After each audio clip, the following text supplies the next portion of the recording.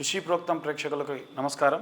నేను మీ బాలచంద్ర శర్మ, బృహస్పతి జ్యోతిష్యాలయం. ఇప్పుడు మనము అక్టోబర్ మాస ఫలితాల గురించి తెలుసుకుందాం. సింహరాశి వారి యొక్క మాస ఫలితములు. ఈ రాశి వారికి కాస్త ప్రథమార్థంలో మంచి, ద్వితీయార్థంలో కాస్త చెడు ఫలితములు అధికంగా ఉన్నాయి. చెడు అనేటువంటి మాట కంటే కూడా ప్రతికూలము అని చెప్పాలి. చెడుకి ప్రతికూలానికి తేడా ఏమిటంటే, చెడు అంటే ఖచ్చితంగా ఇలాగే జరుగుతుంది అని, ప్రతికూలము అని అంటే జరగబోయేది మీకు తెలుస్తుంది, అది మీ చేజేతులారా మీరు మార్చుకోవచ్చు ఏదైనా సరే చెడు జరుగుతుంది అంటే. అయితే ఇప్పుడు విద్యార్థుల విషయానికి వస్తే, మీరు ఇప్పటి వరకు ఉన్నటువంటి డిపార్ట్మెంట్ నుంచి వేరే డిపార్ట్మెంట్కి మారాలనుకోవడం కానీ, ఏదైనా సరే ఉన్న యూనివర్సిటీ నుంచి ఇంకో యూనివర్సిటీకి మైగ్రేట్ అవ్వాలనుకోవడం కానీ, లేదా మీరు ఉన్నటువంటి విద్యాస్థలానికి దగ్గర నుండి మీ ఇల్లు లాంటివి మారడం కానీ అధికంగా జరిగేటువంటి అవకాశం ఉంది. ఇక గృహిణుల విషయానికి వస్తే, మీ వెనక మాట్లాడుకునే వాళ్ళు అధికంగా తయారవుతున్నారు. మీరు బంగారం కొన్నా, ఏదైనా వస్తువులు కొన్నా దయచేసి ఎవరికి చెప్పకుండా ఉండడం ఉత్తమము. ఎవరైనా సింహరాశి వారు అధికంగా చేసేటువంటి చిన్న చిన్న తప్పిదములు ఏమిటి అని అంటే, కష్టం వస్తే చెప్పుకోవాలి, ధనం వస్తే దాచుకోవాలి, పెద్దలు చెప్పింది. మీరు మాత్రము కష్టం వస్తే దాచుకుంటారు, డబ్బు వస్తే చెప్పుకుంటారు. దానివల్ల ఏమవుతుందండి అని అంటే, మీ మీద అసూయ, చాలా దారుణమైనటువంటి నరదృష్టి జరిగేటువంటి అవకాశం ఉంది. ఇక వీటికి సంబంధించి రెమెడీస్ ఏం చేసుకోవాలి అనేటువంటిది ఆఖరణ చెప్తాను.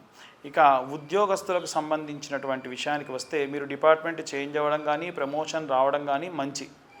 కానీ మీరు అంతకుముందు పనిచేసిన డిపార్ట్మెంట్లో కానీ, అంతకుముందు పనిచేసినటువంటి పనిలో కానీ, సంస్థలో కానీ మీ గురించి విపరీతమైనటువంటి చెడు, అంటే మీరు వెళ్ళిపోయిన తర్వాతకి ఏం చేశాడు, పని అంతా తప్పుగా చేశాడు, అంతా అక్రమమైనటువంటి పనులు ఎక్కువగా చేశాడు, అసలు ఏ పని చేయకుండా వట్టిగా కూర్చొని బాగా లాబీ చేశాడు అనేటువంటి మాటలు ఎక్కువగా వచ్చేటువంటి అవకాశం ఉంది. కాబట్టి వీలైనంత వరకు ఈ రాశి వారందరూ కూడా కాస్త జాగ్రత్త వహించండి. వెనక నుండి నిలబడి మాట్లాడే వారందరూ కూడా అధికమవుతారు. వారికి సంబంధించి కాస్త జాగ్రత్తలు తీసుకోవడం ఉత్తమము. ఇక సింహరాశికి సంబంధించి వివాహం కోసం ఎదురు చూస్తున్న వాళ్ళు ఎవరైతే ఉంటారో, మీకు ఎవరైతే సంబంధం చూస్తానో, మీ సంబంధం దగ్గరుండి మేమే మొత్తం అంతా వివాహం చేస్తామన్న వాళ్ళే మీ గురించి తప్పుగా మాట్లాడే అవకాశం. అందరిలో తప్పులు ఉంటాయి, మీలో ఉన్నటువంటి తప్పులను ఎత్తి చూపించేటువంటి అవకాశం అధికంగా ఉంది. కాబట్టి మీరు ఎవరినైతే నమ్మారో వారితో కాస్త జాగ్రత్త వహించడం ఉత్తమము. అది కాకుండా ఎక్కువగా ఈ యొక్క రాశి వారికి సంబంధించి వివాహము అయ్యి నూతనంగా ఉన్నటువంటి వారు కానీ, వివాహం చూసుకుంటున్నటువంటి వారు కానీ ఏక నిర్ణయాలు మాత్రం తీసుకోవడం మంచిది కాదు. ఒకే ధోరణితో నిర్ణయం తీసుకోవడం మంచిది కాదు. అన్ని రకాల ఆలోచించి, అన్ని వైపుల నుండి ఆలోచించి నిర్ణయం తీసుకోవడం మంచిది. ఒక్క ఉద్యోగులకి, వివాహానికి సంబంధించి, పిల్లలకు సంబంధించే కాదు. ఎందుకంటే ఇప్పుడు జరిగేటువంటి స్థానభ్రంశము, ఇప్పుడు జరిగేటువంటి మీ యొక్క స్థితిగతులు మారడము విపరీతంగా మీ తర్వాత ఫ్యూచర్కి ఎఫెక్ట్ ఇస్తాయి. కాబట్టి మీరు మారాలా వద్దా, మీరు ఉన్న చోటే ఉండాలా, ఎలాంటి నిర్ణయాలు తీసుకోవాలి, ఇవన్నీ కూడా విశేషంగా ముందుగా ఆలోచించి నిర్ణయం తీసుకోవడం మంచిది.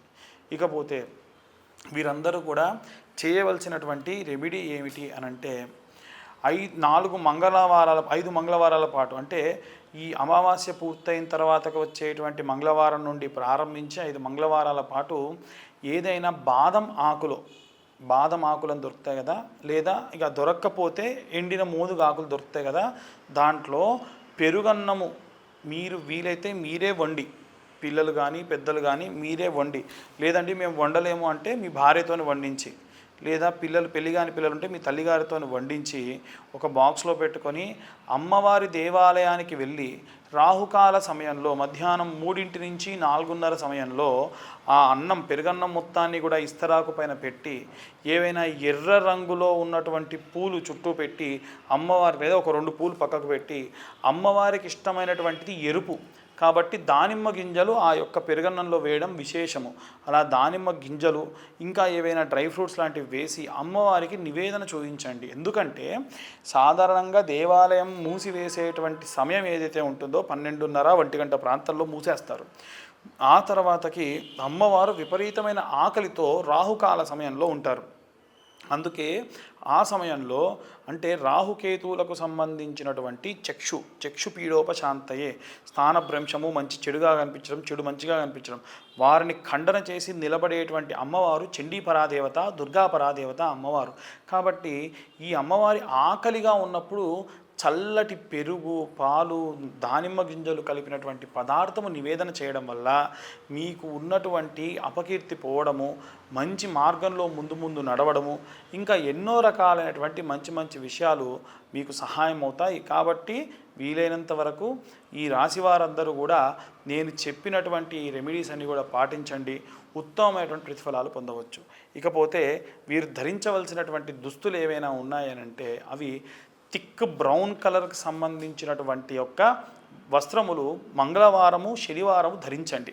అలా చేయడం వల్ల అంటే అమ్మవారి కుంకుమార్చన చేసినప్పుడు మనం చూసేటువంటి కుంకుమ ఉంటుంది కదా, ఆ కుంకుమ వర్ణంలో ఉన్నటువంటి దుస్తులు ధరించడం మంచిది. ఇవి ఈ యొక్క సింహరాశి వారికి సంబంధించినటువంటి మాస ఫలితములు. స్వస్తి.